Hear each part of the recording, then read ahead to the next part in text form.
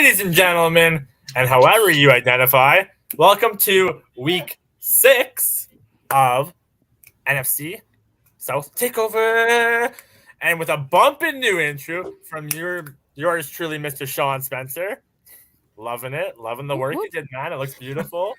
Thank you. Yeah. So, how y'all doing today? Fabulous. I'm tired from work. I see the light.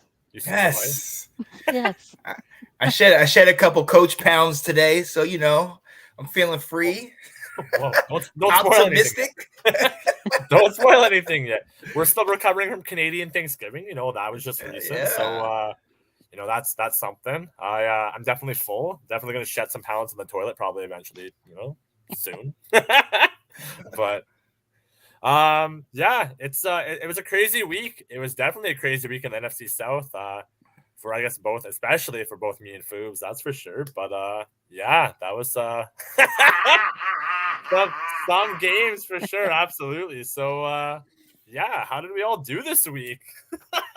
My God, big old dub. We'll talk about your W. We'll talk about your W after. But Nicole, why don't you go first? Ladies first. Well, I'm a fan of the Saints, as you know. I'm here to give you the good times and let them roll right into it. So we got 39-32. Whoop, whoop. Seattle, we took you down. I'm sorry. Next time, catch you on the other side.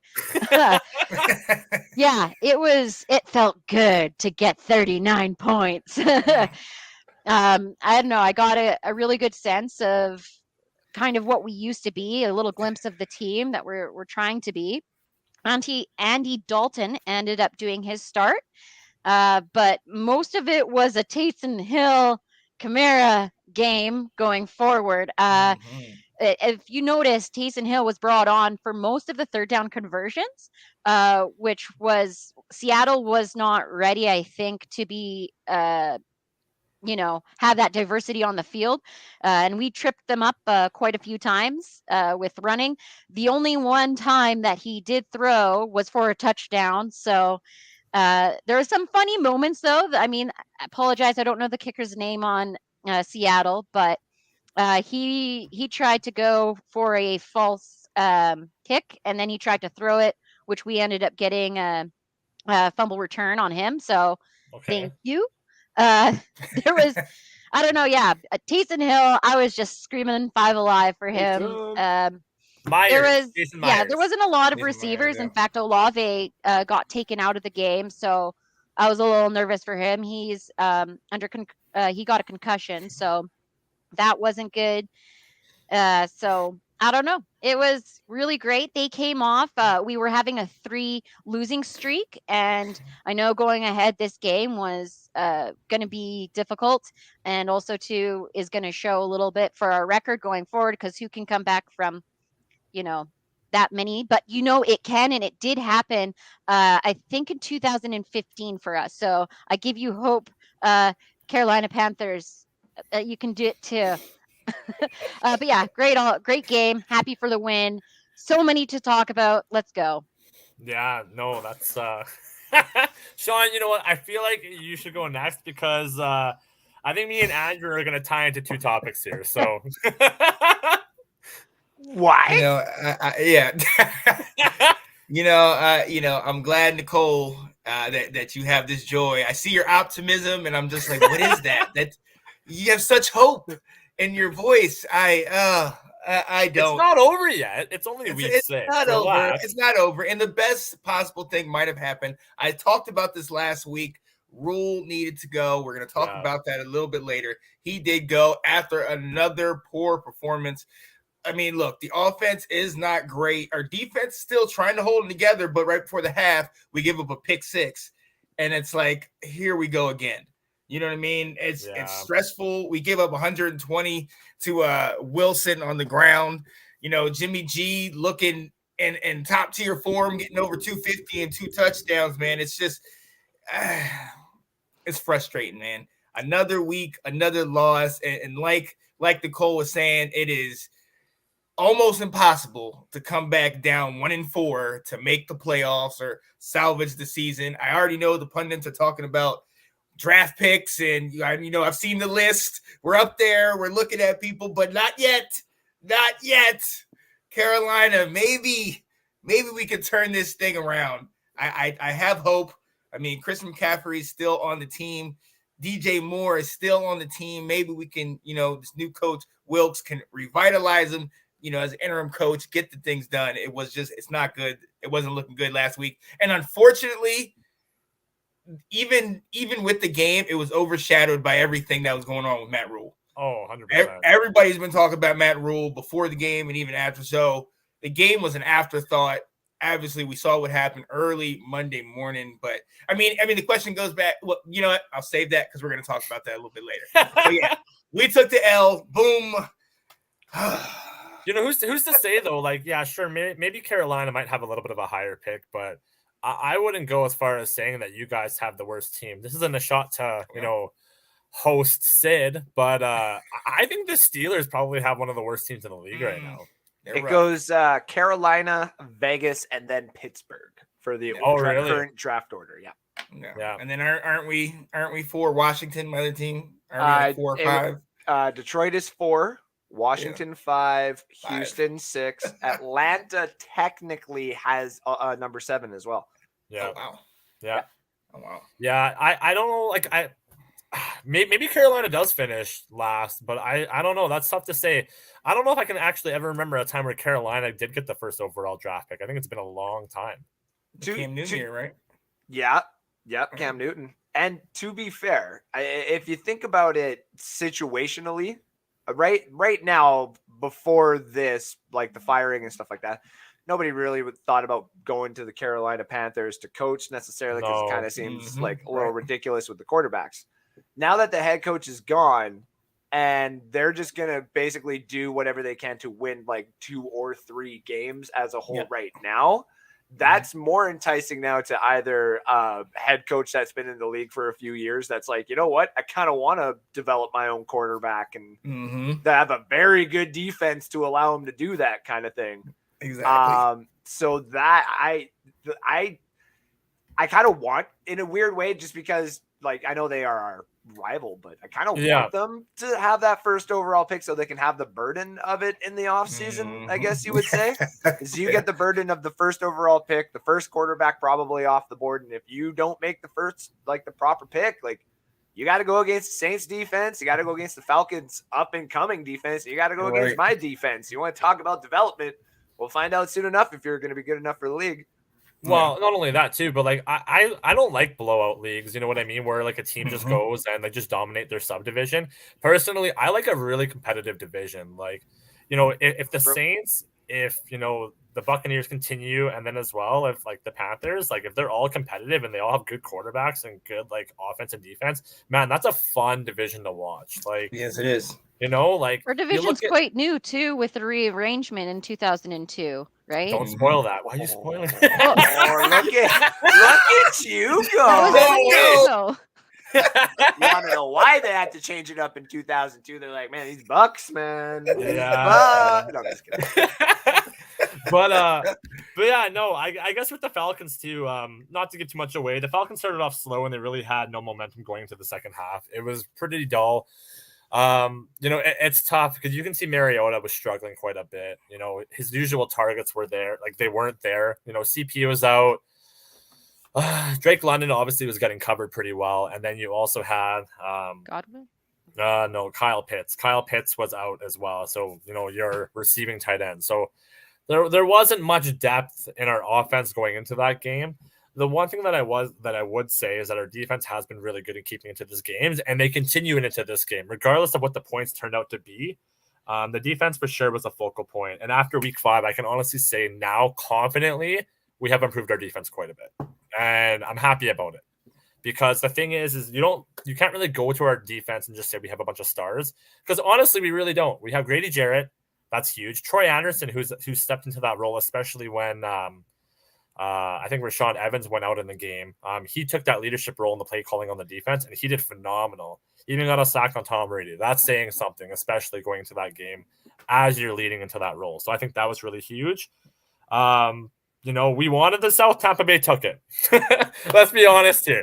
That's the reality of it. Now, I'm not saying the division's over yet. It's not yet. But, there is a lot of things to be excited for with this Falcons team. There really is. And I can definitely see a lot of development happening.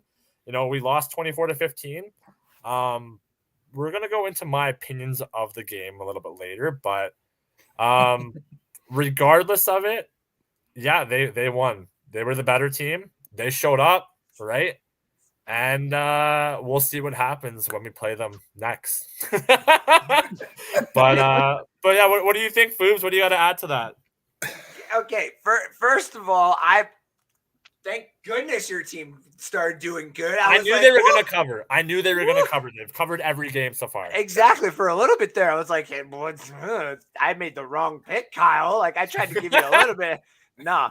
I'm glad that when the three-headed monster went out there, which was Russell Gage, Mike Evans, and Chris Godwin, whether it showed out on the touchdowns or not, Brady actually finally felt comfortable in the pocket. I had said on the Maple Buck show, if the Buccaneers offense is better than the 2020 season when we won the Super Bowl, and everybody says that's one of the best offense. The way that they've been playing, we before had to play with a lot of speed to it because Brady was feeling that pressure. Though he would have like the pocket for him, you could always see him like doing this to kind of throw that ball away, and it would still be good pickups because we had a great wide receiving core. This season, it kind of just feels as if he's got a lot more coverage. He's got a lot more time, and that has to do with a backup center, a rookie left guard, and a guy that we got for a 5th-round pick as our other right guard. So we're not doing too bad. It's interesting to see that this team has actually decided to pick it up and have the Super Bowl mentality. That, though, being said, some of the plays that happened in that game should not have happened. And I know that that's a segment and something Kyle's going to talk about there too, but everybody needs to understand, even though I am a Buccaneer fan, I have stated that I am an unbiased football fan first. You are 100%. I can attest to that. And even though every single Buccaneer fan did exactly basically what I did to say, shouldn't have been a penalty. I mean, some are trying to defend it. And I'm like, stop it. Just stop it. Should not have been a penalty. That's football. If you go back and watch an old commercial for football, every single highlight on that commercial is an ejection in this day and age. There's no way. So my thing is that they got away with one this time because the Falcons would have definitely came and done something. Me and Cal went back and forth in the comment section with a couple of other people too. And we were like, honestly, it's going to be one of those things where this is held against us, I guess you would say. They'd be like, are the Buccaneers actually that good? We're still a good team. We just obviously need to be better situationally. Well, let's just talk about the call now then, because it actually kind of makes sense actually to just talk about it now. So okay. I'm going to be flat out. Let's watch it first. Let's just go over it one more time. We got video? We got video, man. We got video. Oh, we got video for this for one. sure. We got video. Check this out. This is so dumb. Even as a Buccaneers fan, what is this? Makes no sense. Like that. Let's bring it up like Yeah. this. Nice. Yeah. I love it. And I like check being this near down. Brady's mouth. That's funny. Radio in your mouth. Alrighty, let's see what we got here.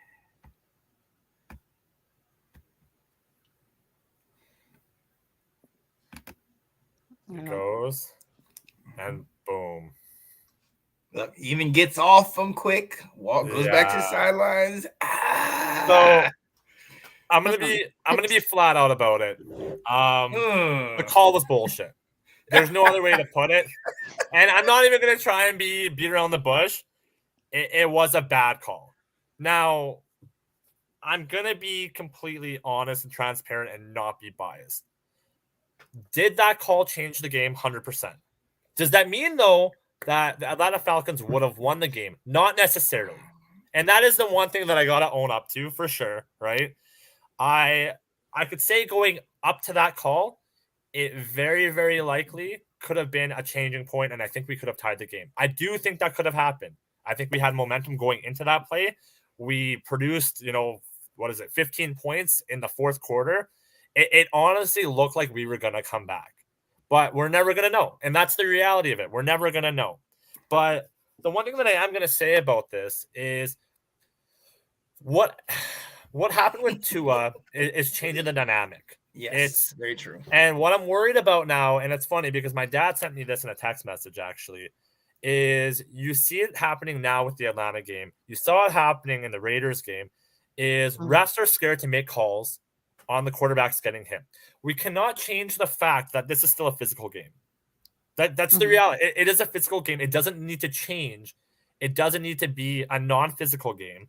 But the thing is the way that it's ramping up to be, and I hope it never ends up being like this, but it's looking like it's going to be flags on the quarterback. And I don't want that to happen. Yep. And that's the reality of it, right? Yep. It's not necessarily the game is too physical. It's we need qualified personnel to look after players that get injured. Like the sidelines people, the people that are the medical evaluators, they need to do a better job because the thing is this isn't going to change. People play football for the physicality. It's an escape for a lot of people, honestly. So with that being said, it was a BS call, but to take more out of that and not just kind of hate on, because it's not a Buccaneers problem. This is a reffing problem. And that's the thing. We can't hate on the Buccaneers for a ref making a call. But it does pose a question to, and I mean no disrespect to this, Andrew, for Tom Brady or anything, but are quarterbacks, especially really like notable quarterbacks, getting the luxury treatment? And now this has come up a couple times, right? It's not even the fact of just with Tom Brady. It's with Aaron Rodgers. It's with Patrick Mahomes. It's with Lamar Jackson, Tua, Tom Brady, all of them. And that's the thing is, are they getting the luxury treatment because they're the stars? Oh, Drew got Drew. Yeah. That's what I'm pointing at. Drew Brees as well. 100%. Is it this way? Hey, I have a couple questions, okay, about this. Yeah. Okay. First off, is that the same ref that Brady was trying to talk to and come 40 yards all the way from when he was facing us Saints and the fight happened? I don't know. I'm going to start tracking these refs. Also, point number 2 is I think I went kind of left all the right questions. Right. He's asking all the right questions. Now I need to wonder that. Is there a trend? What's the over and under? I mean, Brady had to run to that one. I don't know. No. And then my second question was, do these refs have do their own research, or is there like a council that they're like, you need to watch this player, he's going on the red list because he's had these many penalties and he's always getting called on this, that it's in almost tricking in their mind and saying, hey, this guy acts like a duck, quacks like a duck, I'm going to call it as a duck.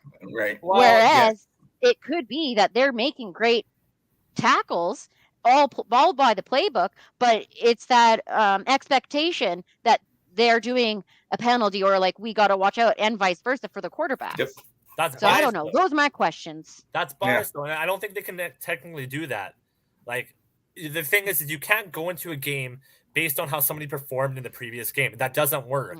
Because if that's the scenario and a ref is doing that, then the issue with that is that becomes that ref should no longer be in that game because they need to call a fair game. And what happened in the NHL when they started doing that? Yeah. The one guy who got caught on the hot mic saying we're going to have to give the penalty to the other team for something that they did earlier. Yeah.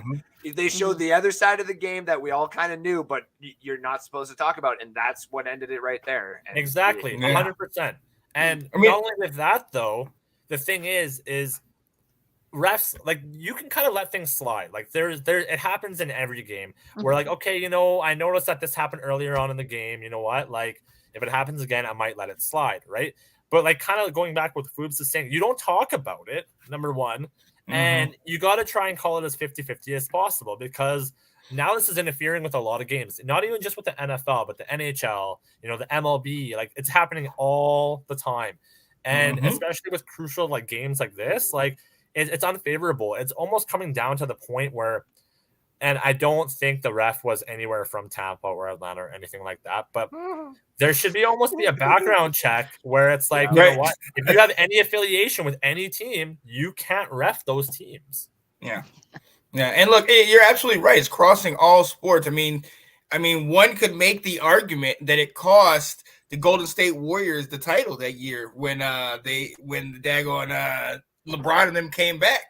Draymond got the call, even though the altercation was between the both of them, but Draymond got suspended, and all of a sudden the series has changed. You know what I mean? It happens all over every different sport. You hear it, just like you said, you hear it from time to time, the makeup calls where they really blew one call and all of a sudden they get one that really is kind of iffy.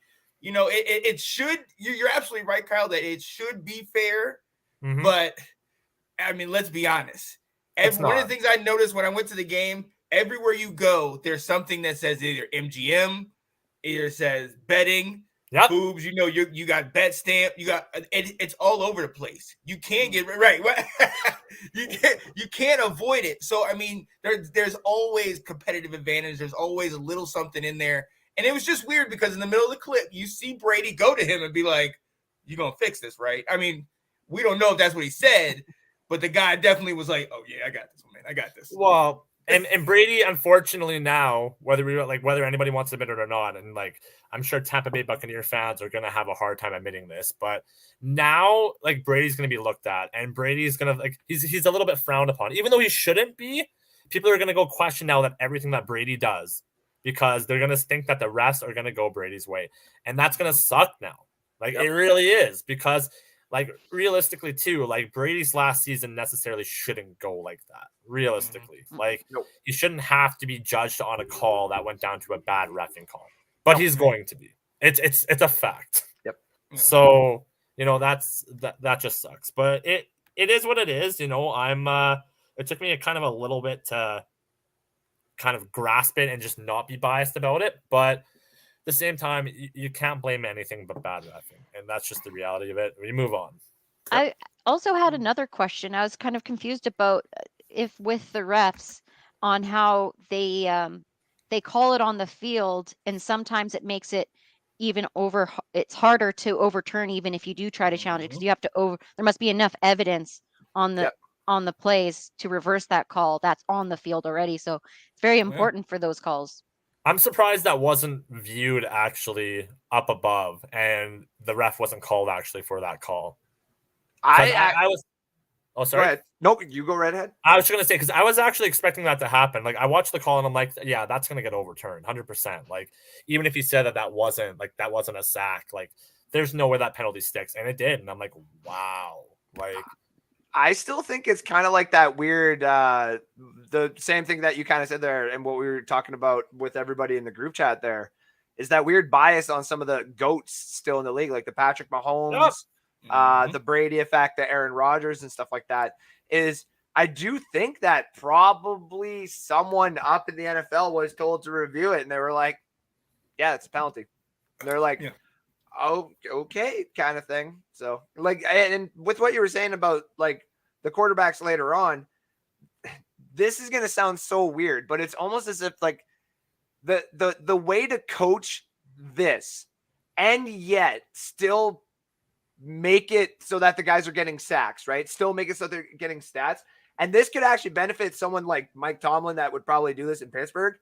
If you are that close, if you are right there on the quarterback, like you do that one-to-one thing, like you're going to pick him up and roll him and like bring him down to the ground and stuff like that. How about just don't do that anymore? I kid you not. Stand in front of him, look like an idiot. Do this. Try to smack the ball out of his hand. Try to smack the ball. What are they going to do? Because think about this. They take a knee, that's a sack for you right there. And it's a sack loss. So what, you don't get the highlight that he's being dragged into the ground, right? But you get the sack loss. That quarterback tries to throw it. Now, because you're doing this, one little tip with the finger, all of a sudden that ball goes fluttering, right? Mm-hmm. All of a sudden, if you're waving like this and the quarterback tries to throw as a rookie quarterback, that's an INT. That's a fumble. Like it's almost as if the NFL is being like, you got to do it this way. And if I was a head coach, if I had enough guys who were just losing all the time, Chicago, respectively, love you guys. Yep. But like, if I was Chicago, try it. Try something that might just break the league like this. Make quarterbacks be like, we're not getting hit anymore. We're just But here's the thing, though, is to counter that, though, like, I agree with you, but then what about those quarterbacks that are good in the pocket? You know what I mean? That go and dodge and roll and twist, right? So does that eliminate that? Because that's not necessarily fair to them then, right? It's like, oh, what? I can't try and, save myself in the pocket when I'm about to get sacked? Like, some quarterbacks are known for that. So how would that work then? Yeah, so basically they would just have to you would basically have to anchor down Josh Allen, grab him by the leg and just put yourself an anchor to the ground. That's all you'd have to do essentially. Be like, we just stop here. No one goes any further. No, that's fair. That's fair. But I'm gonna call that move the wacky waving inflatable defenseman. I love it. So later tonight, we do have the round table coming on, and we have some pretty amazing hosts on there. Some of them actually have a little bit of humor too, surprisingly. So let's check them out.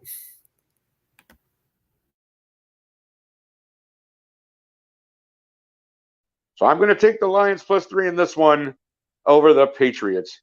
If anybody can tame a bird, it's definitely an eight. Now, see, this is what I'm talking about, ladies and gentlemen.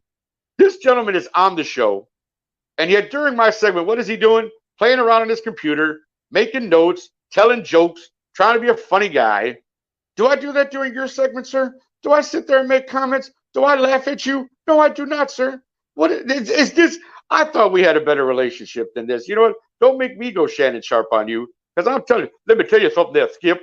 I don't think this is right, because you be making comments during my segment. I don't think this is funny. I don't think it's funny at all. And let me tell you something else. When I was playing for the Broncos, I caught every pass that threw to me. Let me tell you something, Skip Bayless. That's what I'm saying to you. Take that. So anyway, there you go. Jokes aside, that is a dope Shannon Sharp impersonation. Anthony Handy, Delilah Crespo, and Nick the Bear needs to hibernate. Rosario. My God. Woo! The smoke. I love it. That was awesome. Maybe the Bears can watch his videos and maybe they'll do a little bit better. Oh! Bang, bang. Bang, bang. I love it. But yeah, I guess there were some good things this week though. Like there were some players that stood out and there's some players that didn't, obviously, right? So the one thing I will say is, like, even going back to the Tampa game, is with the little weapons that Marcus Mariota had, Marcus Mariota did the best that he possibly could. I will consider him a stud this week. And now I'm going to be quite honest with you, for the first two periods, and everybody can attest to this in the chat, I wanted Desmond Ridder put in, and I still think that he should have been put in. I think it would have been a great opportunity to have Desmond Ridder in to see kind of what he was going to do. And honestly, with the fact of how bad the accuracy going in to the second half, I think it wouldn't have hurt, honestly, to have that quarterback that has that accuracy, that has that arm. But yeah, he was 100% my stud for sure. Mm-hmm. But Foobs, what do you think? Who was good on Tampa? This is a weird one. I'm gonna go Rachaad White. Literally the smallest little package of stats that he had there is enough for me, because if Leonard Fournette was to go down, I at least know that I have some serviceable running back in the back there that I can actually depend on. So shout out to him. The dud though on this one is, and put it on Tom Brady. Wow. Because it honestly, this is going to sound so weird. And I've said this before. I've said this in the group chat. When you buy Tom Brady, when he was a free agent, we bought him and we bought the refs. We bought everything that came with it, kind of thing, right? And I'm not going to lie. For me, I'm kind of getting tired of watching them go up to the referees almost every single time. Because it's almost as if he's the one trying to pass on that this is the new NFL, so we can't be hit anymore and this, that, and everything else. And it's like, no, dude, no, stop that. Yeah. So like the whole hit thing and just a couple of those things where it's like he's finding the referees kind of thing. Nah, I'm all against it. And shout out, of course, like I said in my show on Friday there, or on Sunday too. Yeah, Joe Tryon is the real MVP. Yeah, fair. I guess with that too. I guess my dad was Young Hoku. Not much to honestly say about it. Like, he's still an awesome kicker. He missed the 52-yard field goal. Honestly, like, he just didn't have a good day. That's honestly it. He missed his kick. He got his extra point. There's not much more to say about it. It just wasn't his day. He'll bounce back. I have no worries about it. But what about you guys? Mm-hmm. Well, I know that we're going to be talking about a real stud here in a moment, so I picked a different stud. I picked Alvin Kamara. He goes and gets 194 yards. That's rushed 23 times for 103 yards, and then he caught 6 targets for 91 yards. So I really think that he's finally performing. I think he's healthy again and getting back into the groove. He's a very big, huge key weapon for our offense. And I just wanted to shed some light on Kamara. I don't know if you guys know this, but he was the only Saints running back named to the Pro Bowl 5 times. And he became the fastest in NFL history to get up to 3,000 rushing yards and 3,000 receiving yards. It took Kamara 66 games to ellipse the mark previously held by Roger Craig for 70 games. Wow. Nice. Yeah. So I think he's doing good. He's putting in the work. That's my star. Oh, Nice. Yeah, I can dig it. I like that. Yeah. There's not much to be happy about here in Carolina, but we did have promise. We did have promise, man. Our kick returner, we got a rookie out of Virginia Tech, Raheem Blackshear, had 7 returns, over 200 yards, capped off with a 48-yard return. Special teams is doing their best to kind of help change the field position. Unfortunately, offense can't get it done. So you already know my dud, Baker Mayfield, still just barely getting over 200 yards in the air. Week after week, just the same old stuff. 4 sacks. PJ Walker ended up coming in this game, getting 5, 6, 60 yards, but Baker's my dud. But yeah, Raheem Blackshear, Virginia Tech. Even though I'm not a Virginia Tech fan. Tar Heels, let's go. Fair. I had to pick a dud on my team because I'm starting to get very picky now with my defense. And you guys were talking about, penalties, right? And all of that. Yeah. Well, I do have to say Lattimore, so far he has the most penalties on the team with 4. And the total costed of 88 yards. Wow, that's a lot, actually.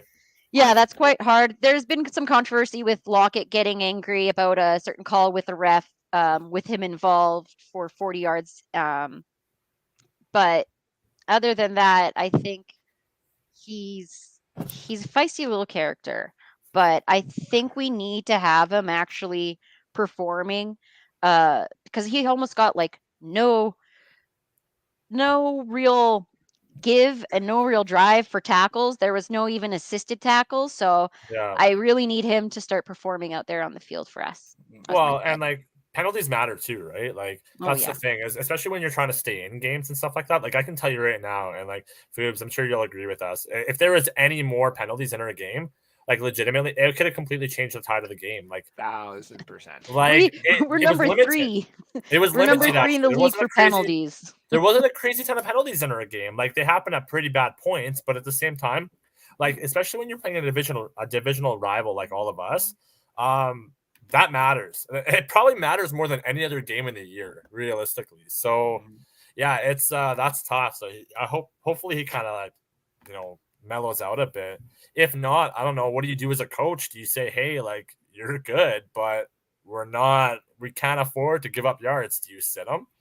I'd say if I were coach and it was a defensive pass interference, I would maybe tie his hands maybe together or something to make him run and tackle, but not, with his not so handsy. I don't know any kind of techniques.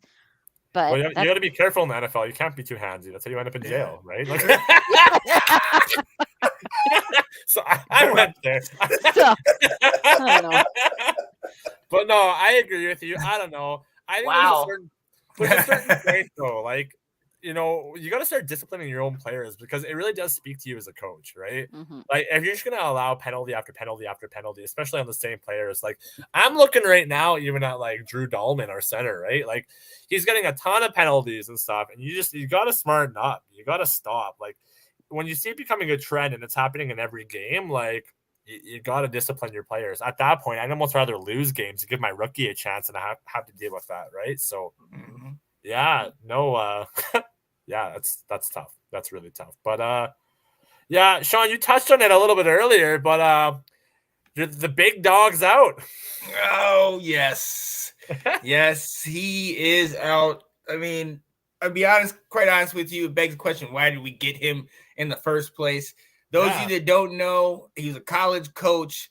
He resurrected the University of Temple. He resurrected with Baylor. Brought these teams back back out of dire straits. Brought them into prominence. So obviously he wanted to be one of these coaches that came into the league, and it's just, I mean, it was already just a crapshoot from the beginning. First and foremost, they gave him full control of the roster. He wasn't ready for that. He did. You needed to have a balance between the GM, the coach, and things like that. He wasn't ready for that, and it went downhill. That in that draft, 2021, we what he got. He got the corner, got Jesse Horn. But he had potential. He could have got Fields. He could have got Mac Jones. We talk about needing to get a quarterback instead of making the move to give up 3 picks to get Sam Darnold. Let's go ahead and start our future. Let's start the rebuild early. We know the QB situation that was going on with us last year. He just, shout out to him. Apparently still had the locker room and the press conferences. The players weren't bashing him and, they were still on board with him. But look, we lost the last 11 of the last 12 games, and we've lost 25 straight games where the opponent has scored 17 or more points. Wow. It just wasn't working out. Well, it really, I mean, talk to me. Yeah. I was gonna say he didn't have that great of a record even in Baylor. Like he went 7-6, right? And he did bring the team to the Sugar Bowl, but regardless of that, he wasn't that great. He's not like a Nick Saban, you know what I mean? And I don't know. It's really tough. I give all the credit to the GM though, but I think you're kind of right, Ash. You touched on something when he did pick JC Horn. Why did you do that? I think it's a good pick. It's not a bad pick, but it's not what you desperately need now at this moment. I think everybody was looking at Carolina taking a QB for the most part, right? But yeah, I don't know, especially with you creating your picks and stuff like that. You're having a quarterback carousel. It definitely does speak to the coach. I think they kind of have, their mind set up. And honestly, Carolina does have weapons. Let's not be naive here, right? Oh yeah, yeah. They have good weapons on the offense and they have good weapons on the defense. So realistically, it's not a player problem. I don't think it's a player problem. It's a coaching problem at some point. If Carolina had a consistent quarterback. Or even, and I mean this too, if they had a rookie where they and a new coach where it's going to give more time for the offense to be on the field because other people won't know their system until, about halfway through this year or for a full year. That defense is a top 5 defense in the league. Yep. Everyone knows that. All the new head coaches that are sniffing the Carolina Panthers are like, I get a top 5 defense and I get the first overall quarterback. This is awesome. So we've discussed last year. What was, oh God. No, listen. Oh God. I'm not denouncing the Commanders. I am moonlighting as a Panthers fan. Don't start, David. All right. Listen, they're on the rush train, all right? They're 4-1, okay? They think that they own the town. It's typical Cowboy behavior. Let's be honest. Come on. Let's be honest. This is what they are. We know what they are. I think with Sean, I do have to apologize. There might have been some rumors of Sean Payton coming to Panthers, but now that he's a sports analyst, he has laid down the rumors to rest. I was listening to his take on the firing, and it was quite interesting that he had to say when he first started out, I guess in 2006, he was saying now there's been probably around 14 head coaches, and that our league is pretty competitive for our division, that they're most likely within 2 or 3 seasons, if they're not producing, then they're quickly moving on to the next one. Yeah. Well, who do you guys think ends up in Carolina, honestly? Not Because Sean there's a Payton. lot of coaches you could see. Like, to be quite honest, like I could see potentially Eric Bieniemy ending up as a head coach. Huh. I'm not saying he'd be amazing, but he's got a pretty good track record at the very least. There's one name that I keep thinking of, and if the Bills have another great season, it wouldn't surprise me if Ken Dorsey finally answers one of these calls and he can pick his own quarterback. You know what I mean? Yeah. Like that's for an offensive coordinator, that's usually the most intriguing thing ever. Like, it doesn't matter if it was literally the Regina, desert rats or something like that. If you get the first overall, yes. I was like deserts. I love rats, it. Sure. Are you foreshadowing? Right? It would be Expansion a team? way better team, and I highly doubt they would choose Regina, but sure. For offensive coordinators, if you are given the opportunity, especially in a very deep draft like this, like I've been doing my little mock draft thing right now, and I'm only at pick 14, and I've made a couple of trades, and already 7 quarterbacks are gone, or at least 6. So, like, there's a lot of quarterbacks this year, and a lot of offensive coordinators are going to be like, well, I want Jaron Hall. Well, I want Bryce Young. I want, Hendon Hooker. I want all these other quarterbacks that maybe not everyone's so talking about. Like, everyone remembers the Zach Wilson pick. It was like, who the hell is this kid? I don't know, but he's going to be great. Brooks George says, "What's up, guys?" That's Brooks George. Hi, Brooks. Good to see you, buddy. Yeah, I mean, is it a difference between like being ready for the NFL coming as a college head coach? So is there that big gap between the two kind of leagues? I'm gonna spoil this, okay? Just because you had a successful term in college means nothing in the NFL. I'm just gonna put that blunt. It means nothing. It's a different game. It's a different speed, and like college is entertaining. College is really good, and college football has a huge fan base. I have all the respect for college football. But NFL is a different beast of its own. It really is. It's very physical. It's unforgiving. And if you make a mistake, it's there. It's there. It's out in broad daylight. And I don't know. There's only very few coaches that have been able to make the transition. You see Pete Carroll. He was great in USC and then kind of got out of Dodge when everything was about to hit the fan. Herm Edwards has gone back and forth and kind of done good, even though he was dismissed in such a foul way. You look at Harbaugh. Harbaugh did good at Stanford, then ended up taking San Francisco to the Super Bowl, and then look what he's done at Michigan. It can be done, but it's not common. I was just gonna say what Nick Saban would agree as well. That's the one that I was thinking of. Nick Saban was the head coach of the Miami Dolphins for I think a season and a half or 2 seasons, and it just did not pan out like everybody thought it would. And that's why, like, if Alex was in this chat, he'd be the first person to say Andrew's my love for college coaches like Lincoln Riley. I'm waiting for the day Lincoln Riley gets to come up and be an NFL coach, because I know for a fact that he's either going to bring so much success to that team or it's going to real quick. Right. Yeah, it's crazy. It really is. But you guys are middle of the road guys. Cliff Kingsbury. I know your boy Andrew likes or hates him. Chris there. Yeah, Chris is not. Our buddy Chris out here is not. You go to his Twitter. You should follow his Twitter every Sunday. It'll start off in the morning with, "All right, here's my annual #fire Cliff Kingsbury tweet." Yeah, that's funny. That's funny. Now, Nicole, you talked about Taysom Hill. He had a day. He had a day, 4 TDs. Now, here's the one thing, and I don't know if I didn't mention this, but Taysom Hill, I'm kind of going to go a little bit of a different direction. Now, okay. Is he a tight end or is he a QB? And here's the thing: I know that seems like an obvious question, but it is something that the New Orleans Saints need to figure out.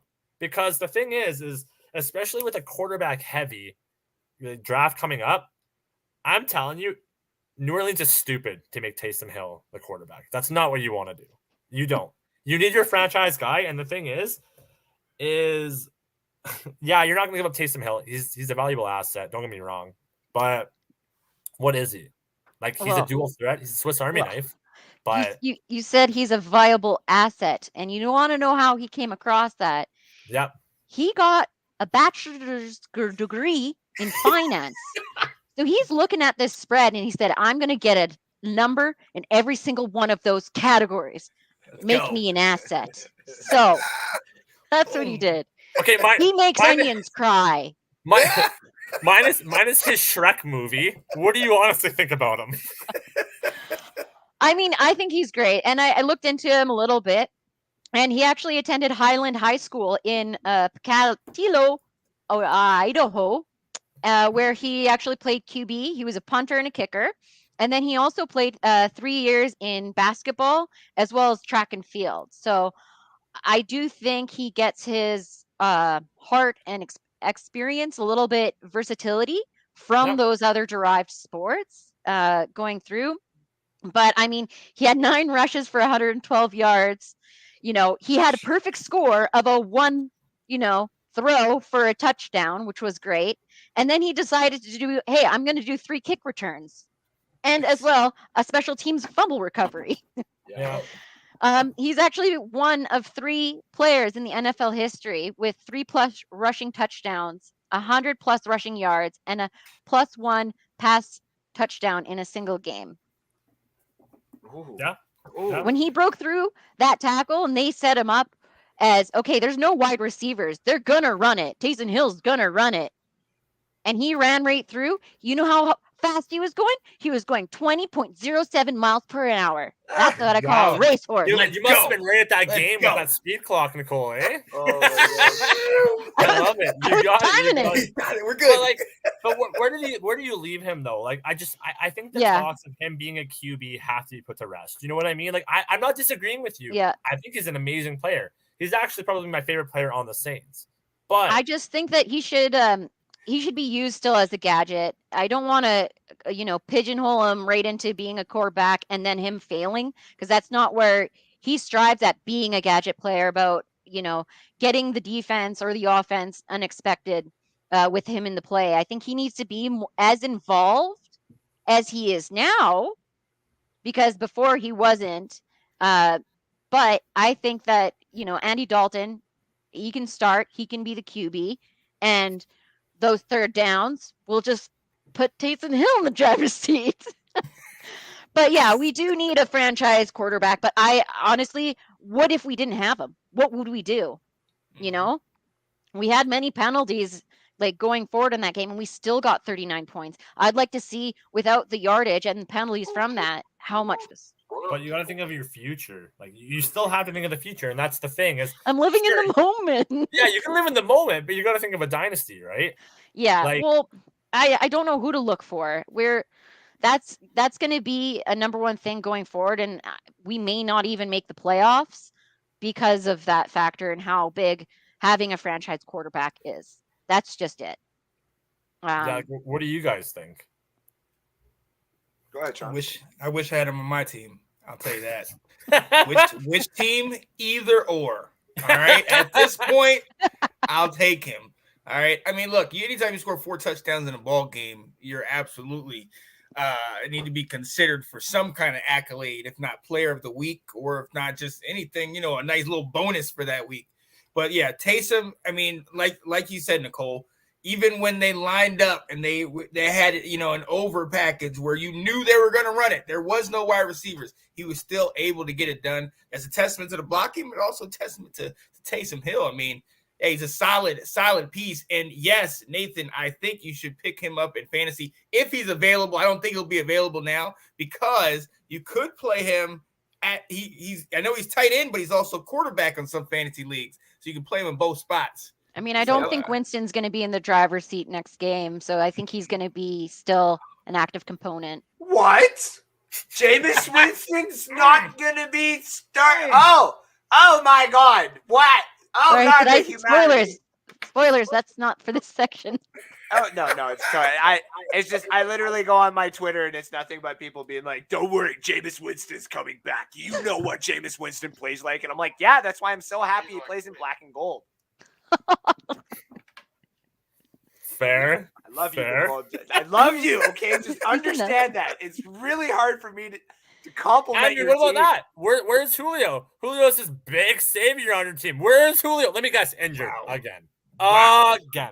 First of all, Matt, if anyone in this thing should be asking where was Julio once upon a time. I did, 100%. But I caught on to that really fast. Have you yet? He's injured. When is he not?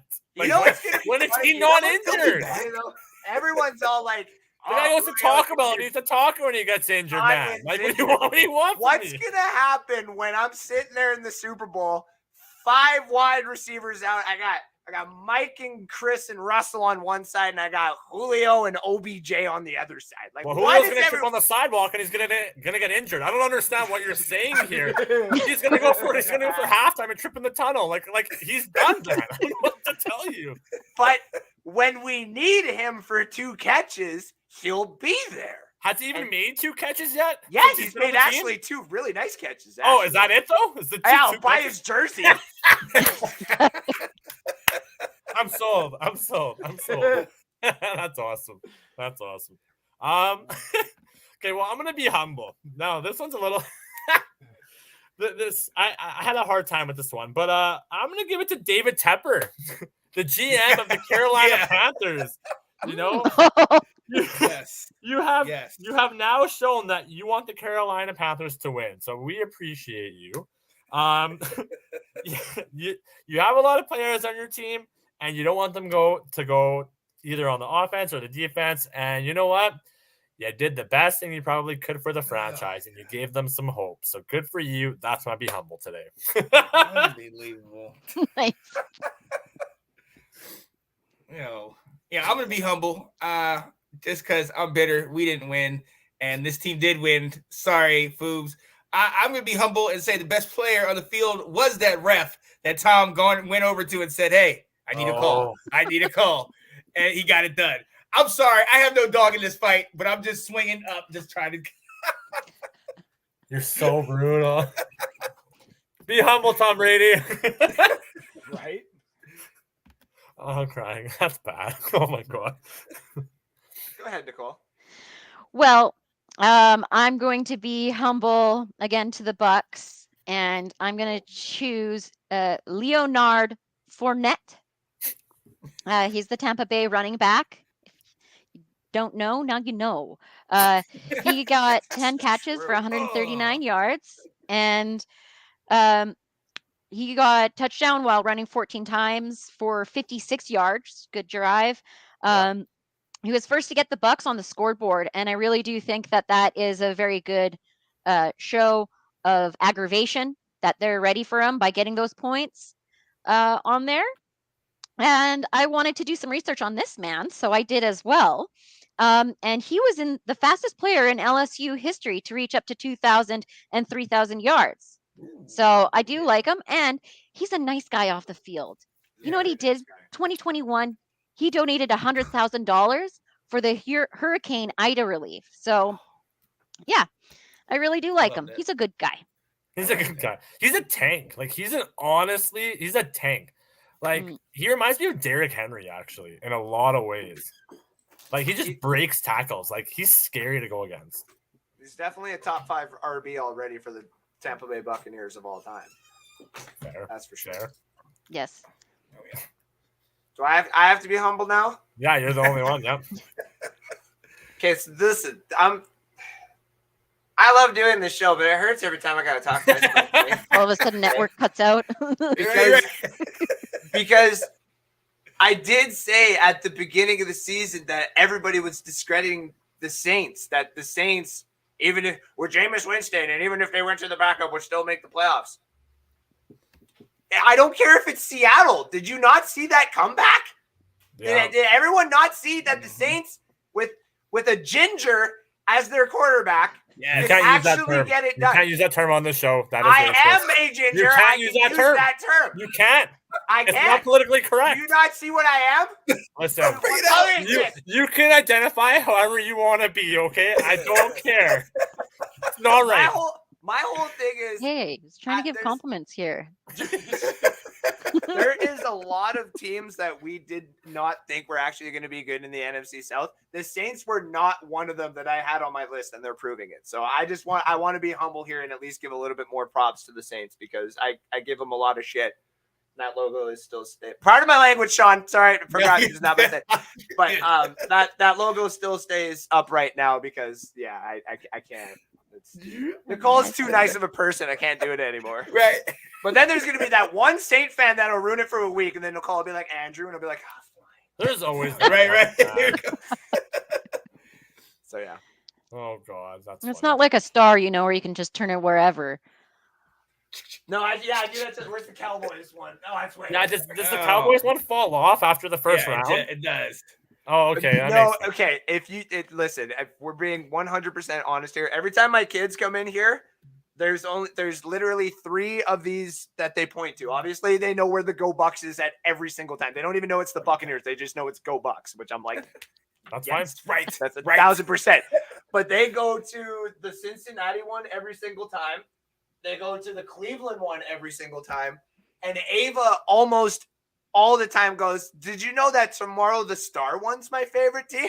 So she's leading to that Cowboy one, which is very funny. No. I know. I need a Commanders one because all I have is a white W. That's all I have. Yeah. Listen, Ash, okay? Doesn't matter if you make it there because you don't do anything with it. Like, I'd be fine having a trash team, but they don't make it. But we're rebuilding. What's your excuse, bud? Come on now. Oh, God, that's funny. So, Nicole, why don't you lead off with the discoveries? The more you know.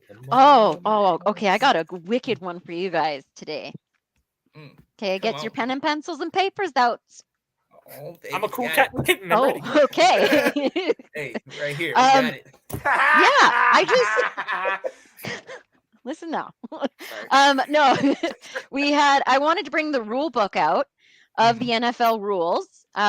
And I wanted to take a look at Rule 5, Section 3, Article 3, which it states that each offensive and defensive team is permitted to no more than one player on the field with a speaker in his helmet. Each team is permitted to have a maximum of 3 active radio receivers to be used by the offense by its quarterback and a maximum of 2 active radio receivers to be used by the defensive players who have been designated as a primary and backup user. When a quarterback enters the game for the first time or re-enters the game, if he had previously been in the game and removed, he must report to the referee. Whenever there's a backup defense user enters or re-enters the game, they have to also report to the umpire. If the primary defense user subsequently re-enters the game wearing a helmet without a speaker, he must report to the umpire. So it's not necessary that the offensive player with a speaker in his helmet receives the snap. And also cool little thing is how you can tell is that, where is it? There is a radio, all players that have a radio components in their helmet must have a decal supplied by the league displayed on the rear midline of the helmet.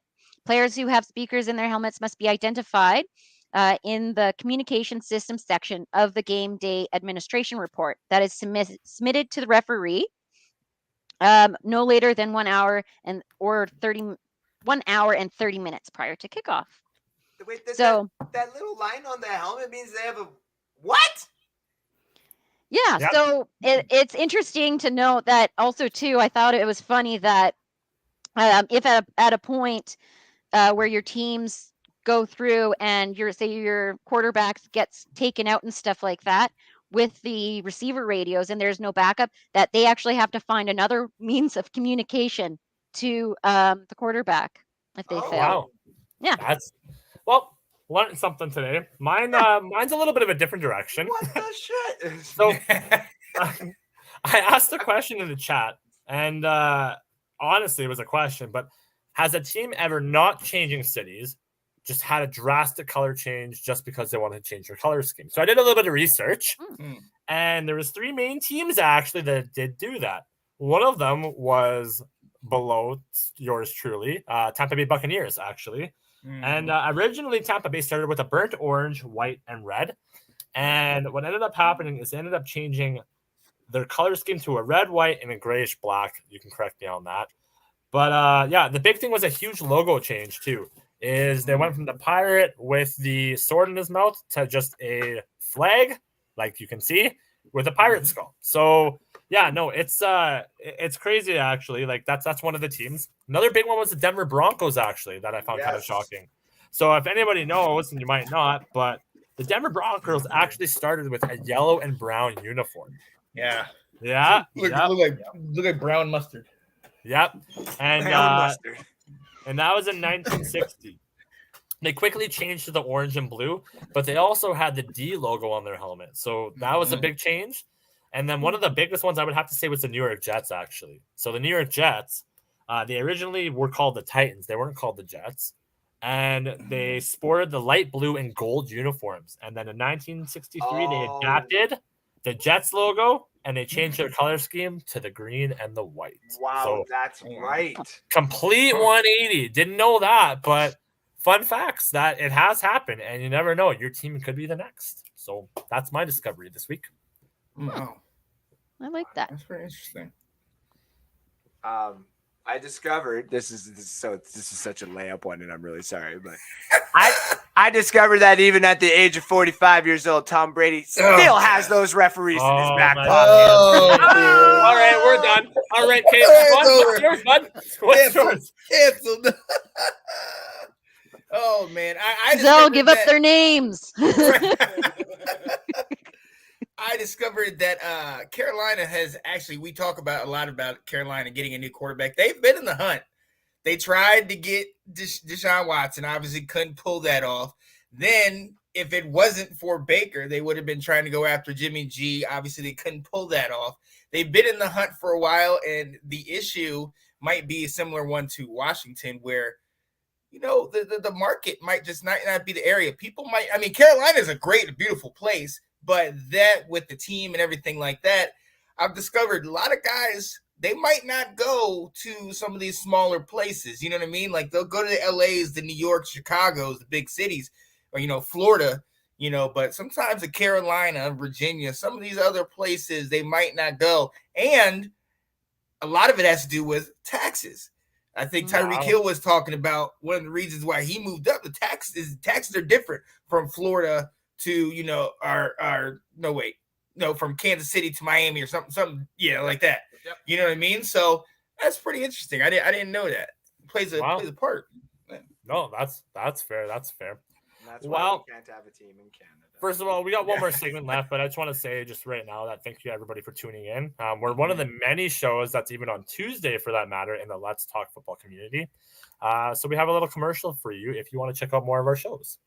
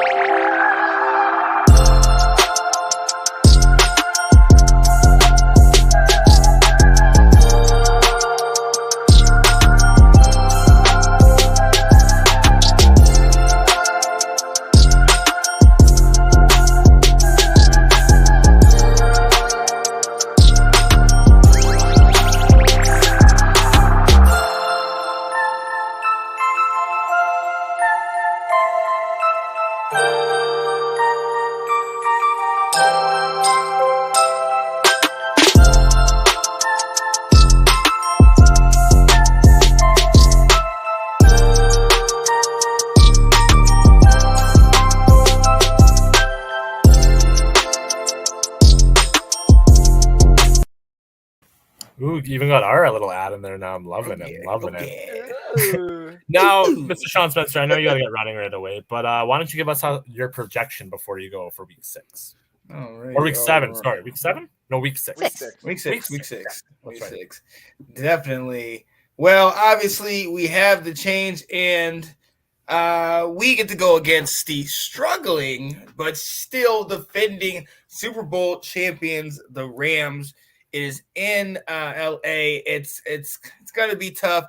Look, a lot of times when this happens, some teams just implode and they just drop. Some teams, they move up. We talked about it on this show. Carolina has the talent. Sometimes you just need a change in culture. We'll see what Steve Wilkes can do, although he doesn't have necessarily a great record as a coach thus far.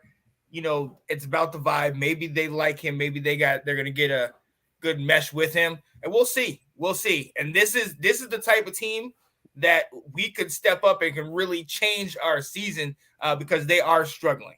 You know what I mean? We saw they just lost to Dallas. So, hey, we'll see. I have us pulling this one off 21-17 and at least trying to turn our season around. I like it. No, I actually agree. I do think the Panthers are going to pull that one off. I don't know why, but I got a gut feeling on that one. But where do we find you next, Sean? Well, I will be in the background on Let's Talk Football, the round table. Next time I'll be on here tomorrow evening. I will be doing Washington Football Weekly at 8 with Will Kramer trying to explain how Washington could get out of this hole that we're in right now, similar to Carolina.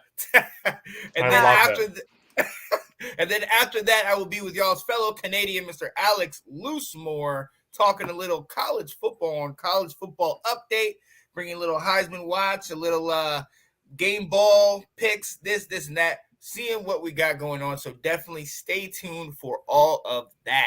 I love it, Sean. Yeah. Thanks for everything you do, man. Yeah, I know we'll talk soon, and take care, man. See you next week. Yes, sir. Sweet. So who wants to go next? Let's go Nicole, since we'll go rotation wise. Okey-dokey. So week 6, we're going to be going against I believe Kate. Is her team the Bengals? Yeah, she likes the Bengals. There we go. That's your second team, Mr. Smoky Smooth. They're not okay.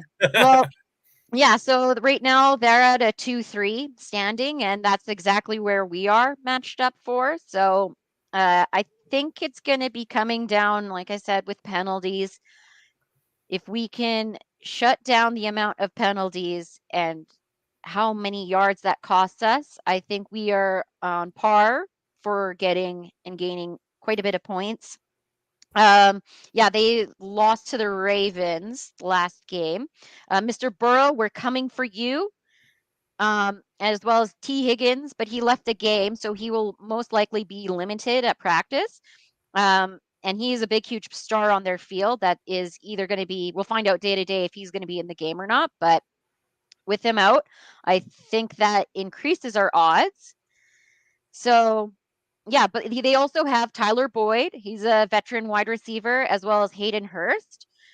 So those we're going to have to watch out for. But I'm going for the Saints, 34-30 for us. Wow. And yeah, I really want Andy to start.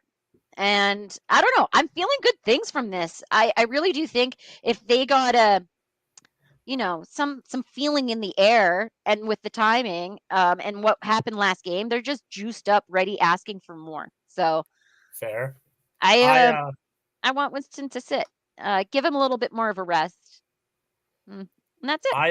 I'm going to be completely honest before we go to Foobs, but I think complete opposite. I think it's going to be a power statement by the Bengals, and I think it's going to be like the Bengals by 14 points. I think it's going to be a blowout just because Joe Burrow is trying to prove something.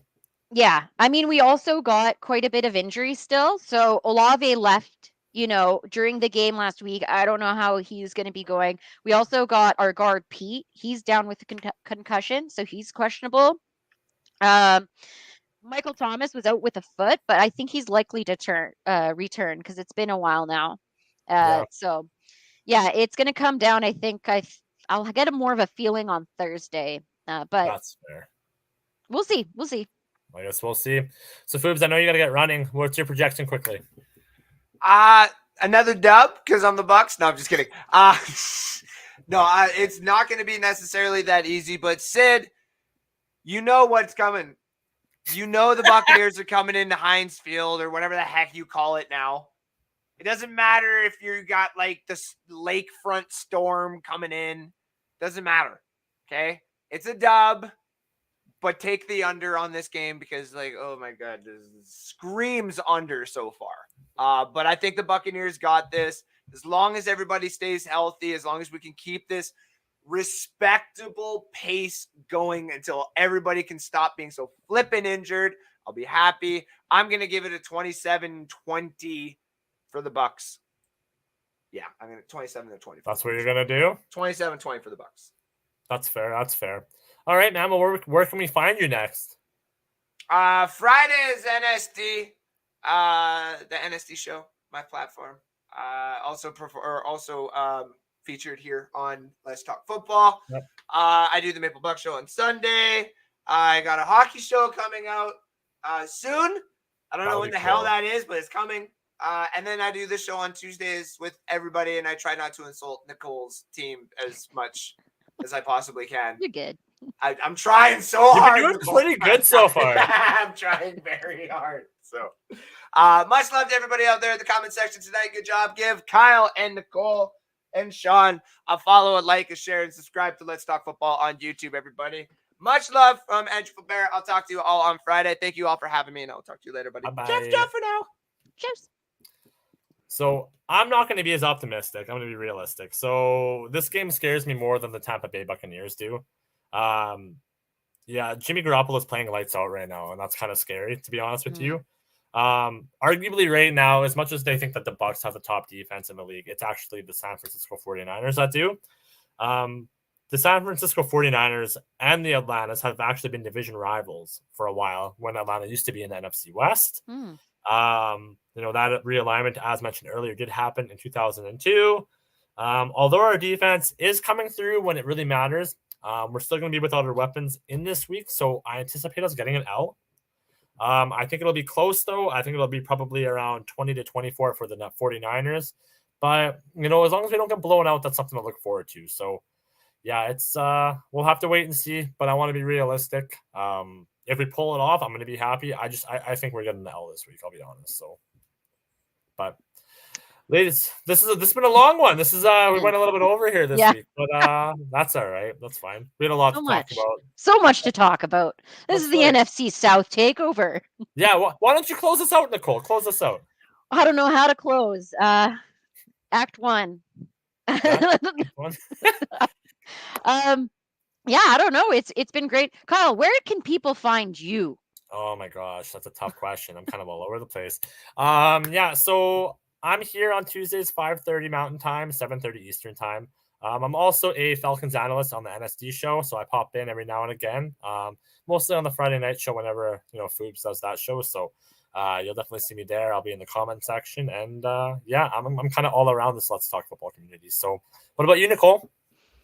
I'm just in this show, but I'm watching all of the other shows and learning quite a bit. So I was joking with in the chat with Kyle and Andrew saying by the end of the last week of the regular season, I'm going to be writing my notes like a children's book. It's going to be so thick. So I'm learning lots. I love it. I love it. Well, yeah. Let's call it a night. Thanks everybody for tuning in, and good night. Ciao. Peace and love.